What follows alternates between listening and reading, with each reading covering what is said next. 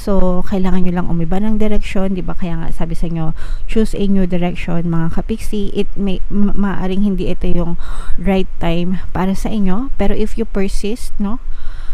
Sana yun? Ito, if you persist, not the right time for now, pero kung mag-persist kayo guys, umiba kayo ng direksyon, may kita at may kita nyo rin yung ginto na para sa inyo. Sana naintindihan nyo yung kwento na sinabi ko, kasi ganun yung nakikita natin na parang similarity ng sitwasyon na maaaring yung pagdaanan. So, wag kayong susuko mga kapiksi. Alright?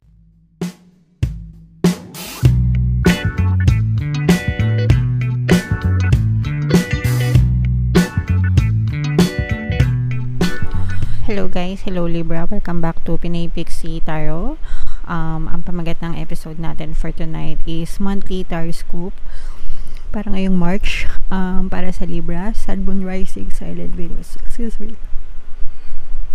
Sorry. General reading lang guys, pwede mag-resonate, pwedeng hindi, combination ng positive and negative energy. Sa dulo ng video guys, magkakaroon tayo ng yes or no pick a card reading. Pwede kayo magtanong ng isang tanong, answerable by yes or no, tapos titingnan natin yung sagot ng tarot sa inyo. So ito yung deck na gagamitin natin mamaya, yan sa dulo ng video mga kapiksi, kaya make sure na tapusin nyo yung video, okay? So, unahin natin tong deck na to, guys. Tingnan natin yung mga mensahe sa inyo ng inyong mga gabay ngayong Marso, mga kapiksi. Choose a new direction. Another message, guys. Meron tayong no. And another message, guys. Not the right time, mga kapiksi. So, meron na tayong no dito, guys. Pero meron tayong yes or no, pick a card question mamaya. So, kapag ka no pa rin yung lumabas dito, ibig sabihin ng sagot talaga sa inyo ay no. Pero pag yes yung lumabas dito, guys, ibig sabihin nun, maybe para sa inyo. Okay?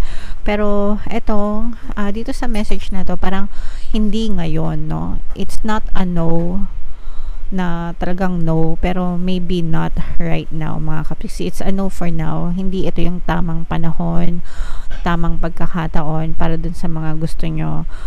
There may be something wrong, no? O kaya naman, pwedeng hindi pa handa, hindi pa ready, hindi pa well prepared, ganyan. Kaya parang sinasabi sa inyo ng inyong mga gabay na no, wag mo na, hindi ito yung tamang panahon dyan. You may need to choose a new direction. Ibig sabihin, baka kailangan mong umiba ng landas para sa ikaaabot mo ng iyong mga pangarap sa buhay. Pero yung goal mo should remain the same. So, kung gusto mong maging mayaman, let's say for example, gusto mong yumaman, gusto mong umunlad, gusto mong umasenso, pero ang landas na napili mong tahakan is magtrabaho, maging empleyado, okay? Now, wala namang masama sa pagiging empleyado, guys, pero baka kailangan mong pumili ng ibang landas para mas umasenso yung buhay mo. Pwede namang may trabaho ka, tapos may sideline ka, side hustle, o kaya naman may trabaho ka, plus may negosyo ka, o kaya naman magnegosyo ka lang, tapos mag-invest ka, diba? Yung mga ganun, maraming ways, maraming pamamaraan. So, ibig sabihin, yung direction na napili mo right now, maaring hindi siya angkop, no? Dun sa desired goal mo, mga kapiksi. So, you may need to choose a new direction. Baka kailangan mong umiba ng landas para eventually makita mo yung resulta ng hinahanap mo. Because if you are doing the same thing over and over again, guys, you cannot expect different result, no? Hindi pwedeng maging iba yung sagot kung parehas lang yung ginagawa mo. So, let's say, for example, 1 plus 1 equals 2 palagi, no? Hindi siya pwede maging 3, hindi siya pwede maging 4. Kung gusto mo maging 3 or 4 yung sagot mo, meron kang babaguhin sa formula, 1 plus 2, 1 plus 3, diba? So, may pagbabago dapat para magbago yung sagot. Ganun din sa buhay natin, mga kapiksi. Again, hindi pwedeng magbago yung resulta mo if you're doing the same thing over and over again. Okay? So, yeah, pag-isipan mong mabuti, i-assess mo yung buhay mo kasi ikaw naman yung nakakaalam yan, 'di ba? And then timbangan mo kung ano yung tingin mo na makakabuti para para sa inyo, mga kapiksi.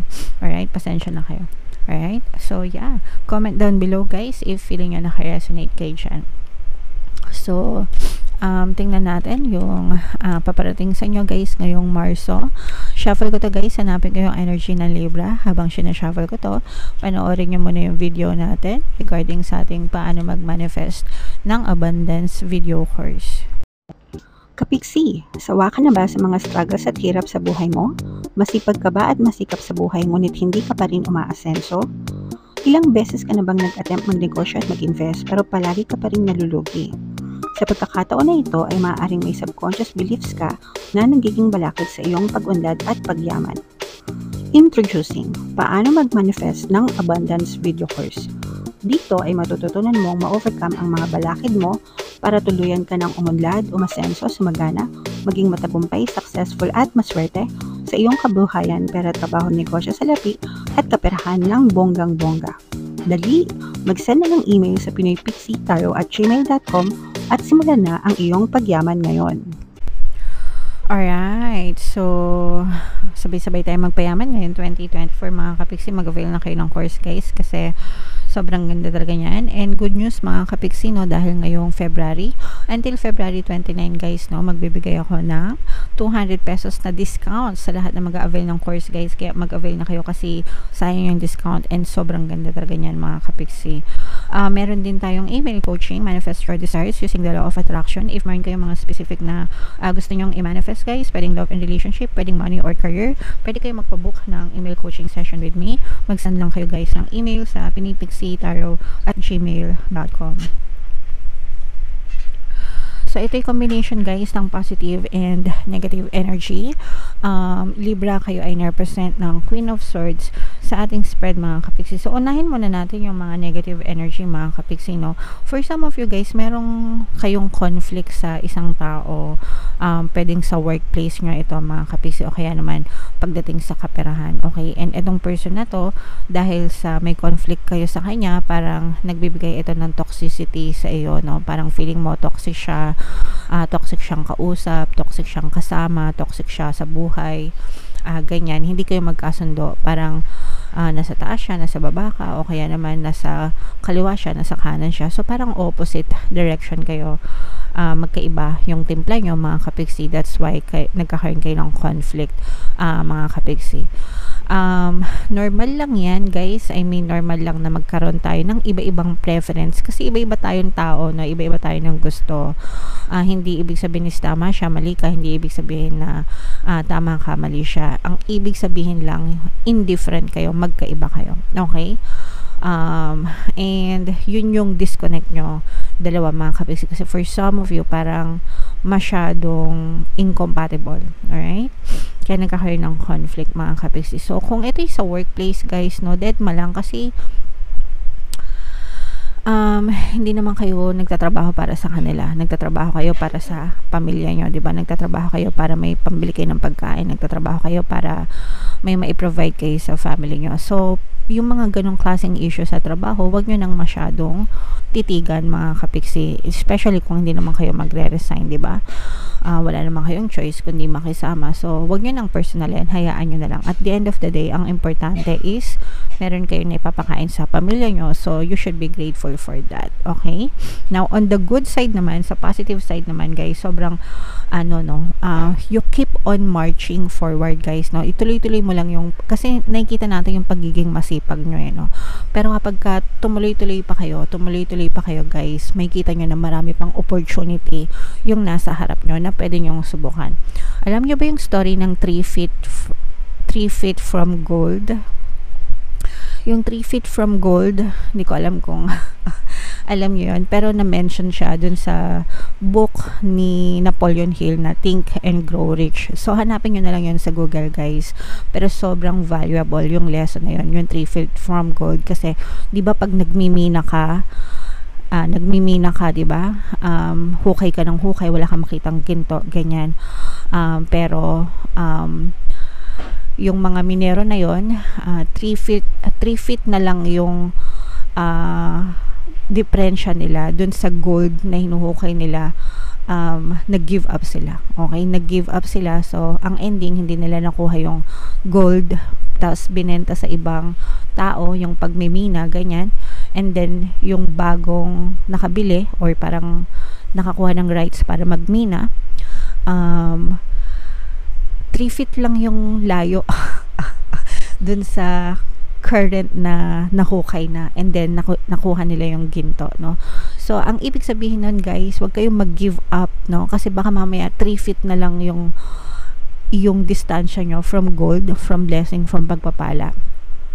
Hindi nyo makukuha, hindi nyo mamimina yung ginto, yung treasure na biyaya na pinoprovide sa inyo ni universe. Nagets nyo ba? So, kailangan nyo lang umiba ng direction, di ba? Kaya nga sabi sa inyo, choose a new direction, mga kapiksi. It may, maaring hindi ito yung right time para sa inyo, pero if you persist, no? Sana yun? Ito, if you persist, not the right time for now, pero kung mag-persist kayo, guys, umiba kayo ng direction, may kita nyo rin yung ginto na para sa inyo.